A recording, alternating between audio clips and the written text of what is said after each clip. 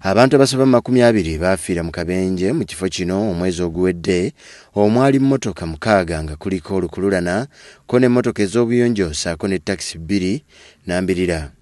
Okusaba okusooka kubadde wakati mu luguudo luno mu kifo kyennyini awaafiira abantu bano e Kampiringisa nga kwetabiddwamu enzikiriza zonna ko n'abaana b'amasomero okuva mu bitundu eby'enjawulo.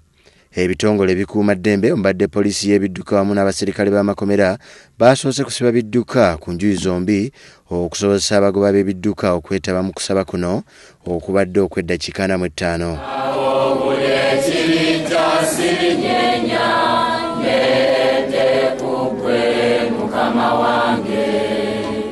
Okusaba kuno kwetabiddwamu nnamungi w'abantu nga okusinga babadde basaabaze abalagiddwa okusooka okusaazaamu enguudo zaabwe beegatte ku bannaabwe mu kusabira emyoyo gy'abagenzi. Oluvannyuma lw'essaala eno wabaddewo okuganzikayo ekimuli wakati mu luguudo era amazzi ag'omukisa ne gamansibwa wakati mu luguudo luno okusaba Katonda aziize obubenje obulala okugwa mu kifo kino.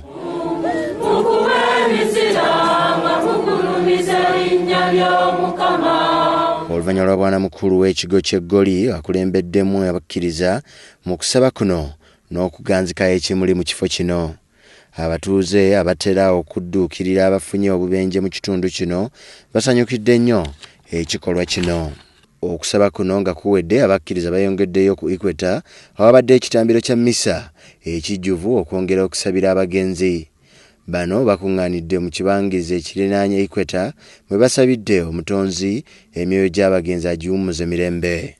Mu bubaka bwa Ssaabasumba Dr. Cyprian Kizito Lwanga obusomeddwa bwana mukulu w'ekigo ky'Eggoli Reverend Father Kizito Ssebunya asabye bannannyini mmotoka okukomya okutwala ebidduka byabwe mu masabombo babisabira n'agamba nti kino kye kimu ku bivaako okuyiwa omusaayi eri Bassaalumanya.